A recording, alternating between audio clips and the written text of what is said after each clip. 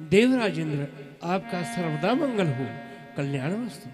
आइए, ब्रह्मधाम में आपका स्वागत है और समस्त देव समुदाय, आप सब जितने आए हैं यहाँ पर, सबका स्वागत है। विराजिए। पूज्य पितामह ब्रह्मा जी, हम आपके पास किसी विशेष कारण से आए हैं। ये आप देख रहे हैं पृथ्वी, हाँ हाँ, ये गौ स्वरूप धारण करके मेरे पास अपनी सहायता के लिए, रक्षा मांगने के लिए आई थी। आप ही बतावें, हम सभी रावण के अत्याचार से इतने पीड़ित हैं, इतने दुखित हैं कि हम चाहकर की भी उसका कुछ नहीं बिगाड़ सकते, क्योंकि आपने और पूज्य पितामह भोले बाबा ने उसे वरदान देकर इतना बलवान बना दिया है कि हम चाहकर भी देवता कुछ नहीं कर सकते हैं। हे प्रभु, अगर आप इस पृथ्वी की कोई सहायता नहीं करते हैं तो ये पृथ्वी पूरे ब्रह्मांड को लेकर के रसातल में चली जाएगी। इसीलिए हम लोग आपके पास आए हैं। ब्रह्मा सब जाना मन अनुमाना, मोर कचून बसाई, जाकर तै दासी सोय विनाशी, हमरे तोर सहाय। प्रिय देवराजेंद्र, अग्नि, वरुण, कुबेर, पृथ्वी, आप सब अच्छी तरह से जानते हैं कि इसमें मेरा कोई वश नहीं है। रावण ने तप किया, वरदान प्राप्त करने का वो अधिकारी बन गया। वरदान देना हमारा कर्तव्य था। भगवान भोलेनाथ ने और हमने भी उसे वरदान दे दिया। लेकिन अब बतलावें, आप सब विचार करें, वरदान प्राप्त करने के बाद में वह उसका आसुरी शक्ति में के रूप में प्रयोग कर रहा है, तो हम लोग क्या कर सकते? पृथ्वी, तुम भली भांति जानती हो, जिसकी तुम दासी हो वह प्रभु अविनाशी है, घट घट में वास करने वाला है। वही हमारी और तुम्हारी सहायता भी करने वाला है। धरनि धरहि मन धीर, कह बिरंचि हरि पद सुमिरो, जानत जन की पीर, प्रभु भंजहि दारुण विपते। हे धरणी, वसुंधरे, तुम बहुत ही अधीर हो गई हो। इस तरह से तुम्हें भयभीत होने की आवश्यकता नहीं है। अपने हृदय में धैर्य धारण करो, क्योंकि प्रभु अपने जनों की, अपने भक्तों की मन की बात को अच्छी तरह से जानते हैं। समय आने पर दारुण से भी दारुण, महाकष्ट से भी कष्ट क्यों ना हो, उसका भी निवारण वही प्रभु करेंगे, उसमें कोई संदेह नहीं है। हाँ, उपाय करना हम सबों का कर्तव्य अवश्य है। जिस तरह से पृथ्वी रावण के अत्याचार से भयभीत होकर के 33 कोट देवताओं के स्वामी देवराज इंद्र की सभा में उपस्थित हुई, देवराज इंद्र ने समस्त देवताओं के सहित देवलोक से हमारे ब्रह्मधाम में पधारे,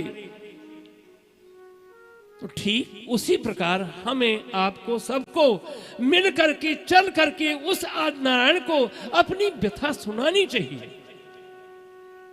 किसके ऊपर क्या संकट है, उसके विषय में उस प्रभु को अवश्य ही अवगत कराना चाहिए।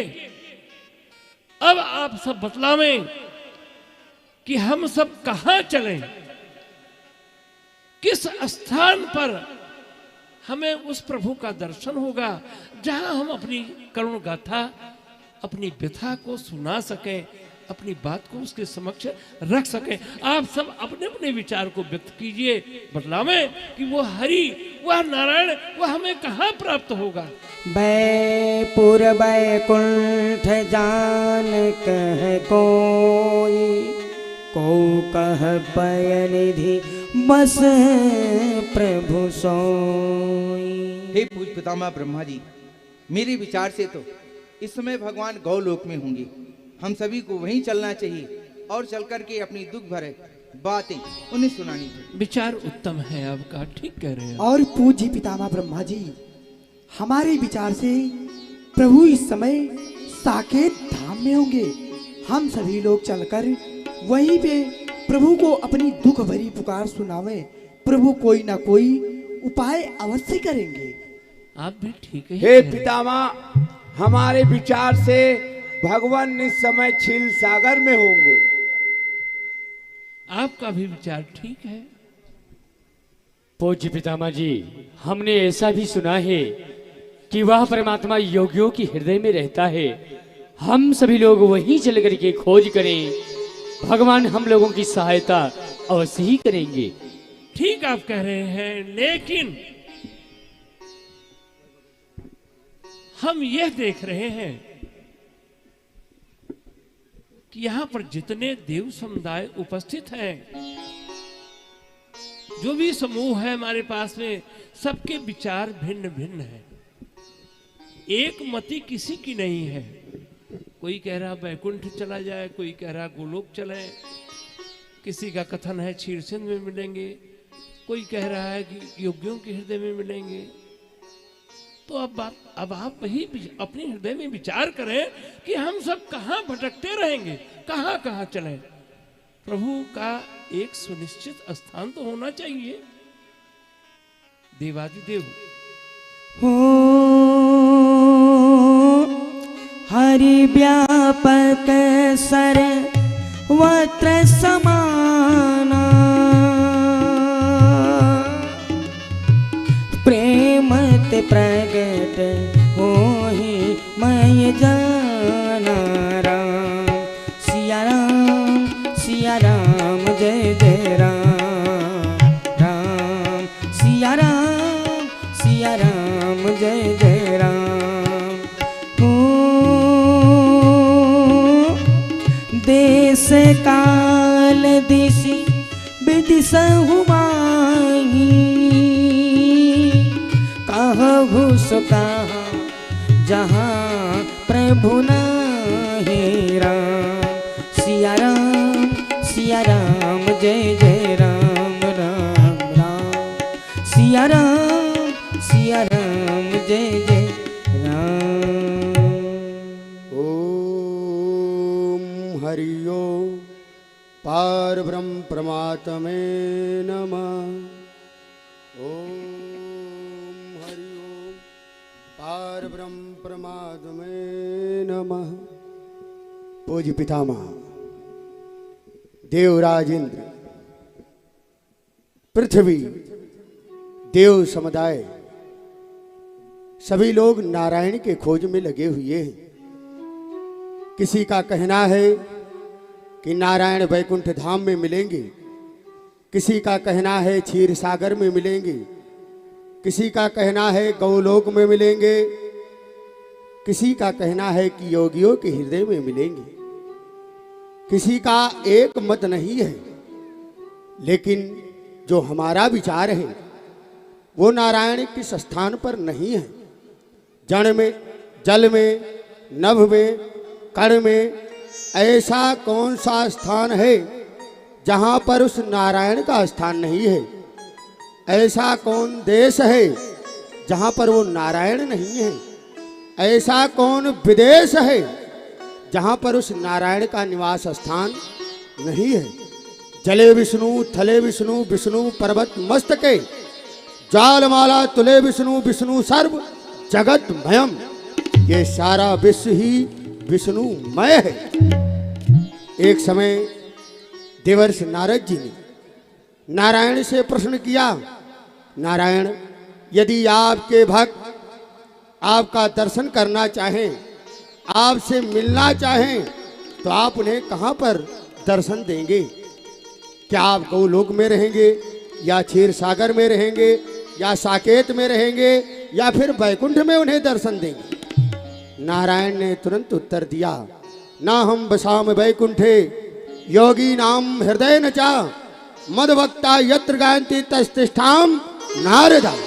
हे नारद, हमारा कोई निवास स्थान नहीं है। जहाँ पर भी हमारे भगत हमें प्रेम से पुकारते हैं, वहीं पर मैं प्रकट होकर के उन्हें दर्शन देता हूँ। पूज्य पितामह, नारायण तो केवल प्रेम के भूखे हैं। कोई भी उन्हें प्रेम से यदि पुकारता है तो अवश्य ही उसे दर्शन देते हैं। जैसे काष्ठ के अंदर अग्नि छिपी रहती है, लेकिन जब उसी काष्ठ का घर्षण किया जाता है तो अग्नि प्रज्वलित हो जाया करती है। उसी प्रकार से वो नारायण है। जब हम उन्हें याद करेंगे तो वो अवश्य ही हमें दर्शन देंगे। कहा गया है, महामंत्र ओम जान कोई ना या समान, दृग है वो इंद्रिया जो तनवश रही नहीं, रसना वो नहीं जो प्रेम रस चाखा नहीं, आंखें वो नहीं जो प्रेम में बही नहीं। आस्तिक और नास्तिक के झगड़े हैं अज्ञान रूप, कोई कहे हाँ हाँ, कोई कहे नहीं नहीं। जगत है नारायण में, नारायण है जगत में, ढूंढिए तो यहाँ अन्यथा वो कहीं नहीं। इसलिए हम सभी को कहीं ना जा करके इसी एक स्थान पर उस नारायण को याद करते हैं। वो अवश्य ही हमें कोई ना कोई मार्ग अवश्य ही दिखाएंगे। धन्य है आप, साधु हैं, साधु हैं, साधु। धन्य है प्रभु, आप धन्य।